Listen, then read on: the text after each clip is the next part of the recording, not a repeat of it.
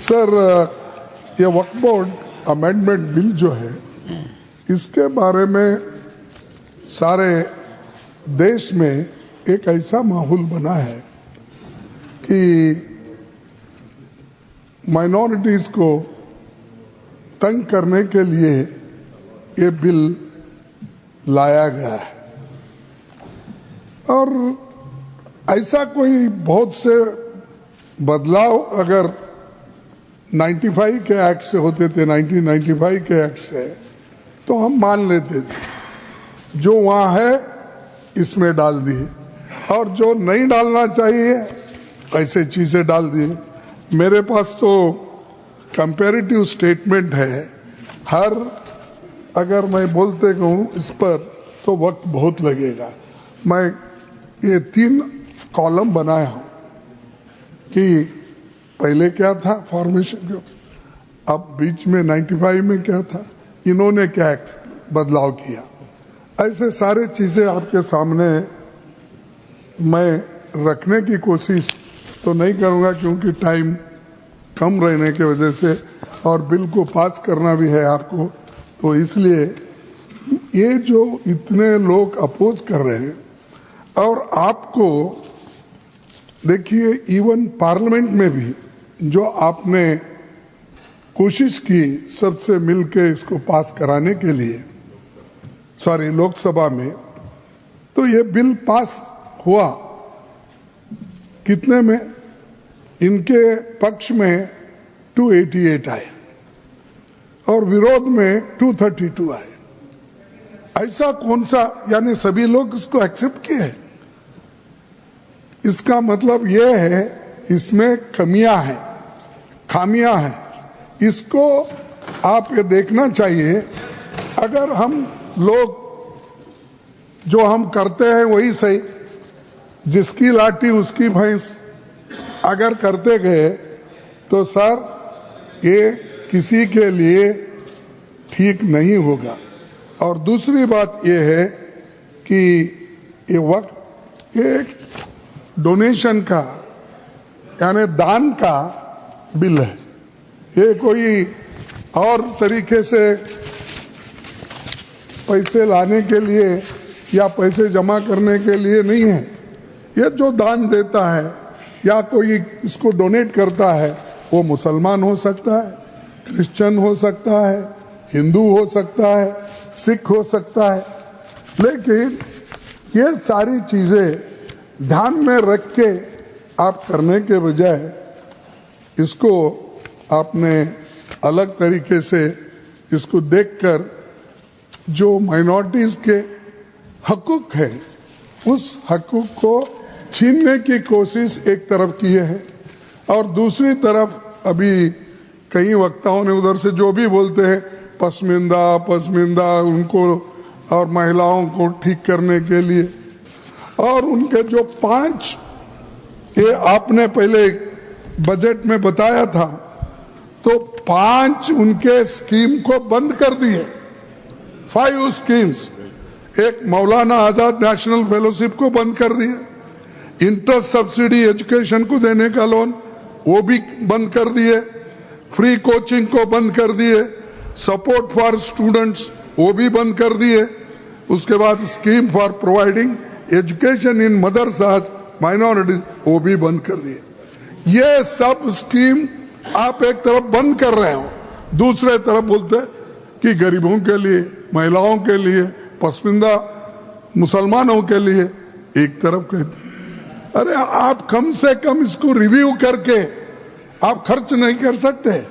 हर साल आपका बजट होता है, आपका फाइनेंशियल टारगेट होता है, उसी के साथ फिजिकल टारगेट होता है, तो आप देखने वाले नहीं हैं और बात तो बड़ी बड़ी करते हैं।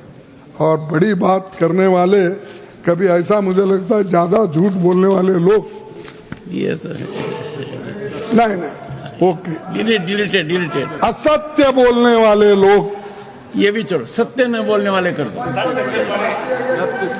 नहीं भाई, असत्य बोले तो सत्य से पार्लियामेंट्री डिक्लेयर 1995 एक्ट को इन्होंने सर्वसम्मति से उसको स्वीकार किया। आज वही लोग कहते हैं कि वो ठीक नहीं है, हम नया कानून बना रहे हैं, वो गरीबों के लिए, माइनॉरिटीज के लिए। तो उसके बाद में उनके जो भी लीडर्स है, मैं नाम पढ़ सकता हूं, लेकिन जरूरत नहीं, क्योंकि इसके पहले हमारे नासिर साहब ने बताया पार्लियामेंट में कौन सपोर्ट करे, राज्यसभा में कौन सपोर्ट करे, इनके लोग प्रेजेंट थे।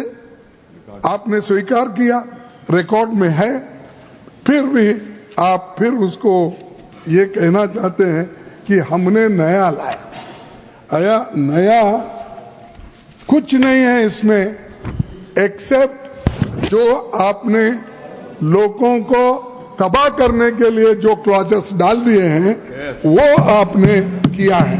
हाँ, एक प्रश्न बहुत उठाया जाता है कि केवल मुस्लिम ही वक्फ को क्यों दान दे सकता, ऐसा वक्फ बोर्ड में क्यों संशोधन किया गया। मैं ईमानदारी से कहना चाहता हूं, ऐसा नहीं कि मैं इस्लामिक मामलों का बहुत बड़ा आलिम फाजिल जानकार हूं, मगर इस्लाम में बहुत साफ मान्यता है कि जो गैर मुस्लिम है उसकी इबादत अल्लाह कबूल नहीं कर सकते, उसकी दुआ कबूल नहीं होगी तो दान कैसे कबूल होगा। साहब, हम इस्लामिक भावना का सम्मान कर रहे हैं।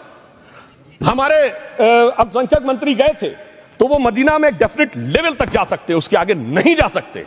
अगर इबादत की इजाजत नहीं है तो साथ जायदाद की इजाजत कैसे हो सकती है। मुस्लिम भावना का सम्मान है, और अगर है तो कोई मुल्ला मौलवी मुफ्ती मुकर्रम बारी आज आके बता दे कि कबूल हो सकती है दुआ, तो हम दान भी कबूल करने के लिए तैयार हैं। और तो और छोड़िए साहब, जब आप कहते हैं कि हर चीज हलाल होनी चाहिए, तो साहब हलाल करने की प्रक्रिया नहीं, हलाल करने वाला भी मुस्लिम होना चाहिए, तब वो हलाल होता था।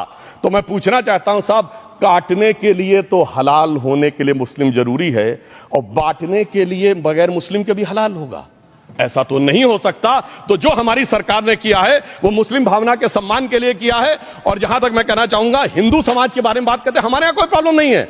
हमारे यहां कोई ऐसा नहीं कि हज पे कोई गैर मुस्लिम नहीं जा सकता। हमारे देखिए कुंभ में 50 लाख विदेशी आए थे और किसी से नहीं कहा या कन्वर्ट हो जाओ। इसलिए मैं कहना चाहता हूं, हिंदुइज्म की धारणा और बाकी धारणा का जो तुलना करने का प्रयास करते हैं वो बहुत उचित नहीं है। मगर सभापति महोदय, इस वक्त ने कई अद्भुत नजारे दिखाए। इस्लाम में जो काफिर से ज्यादा मुशरिक और शिर्क को बुरा माना गया, नहीं जो भगवान को माने ही नहीं। यहां देखिए वो लेफ्ट के लोग जो कहते धर्म एक अफीम है, वो आज खुदाई खिदमतगार बन के खड़े हो गए। सोचिए कैसा बदलाव आया है। और सर, मुझे एक और चीज नजर आती है, एक पुराना गीत था, वक्त ने किया क्या हसी सितम।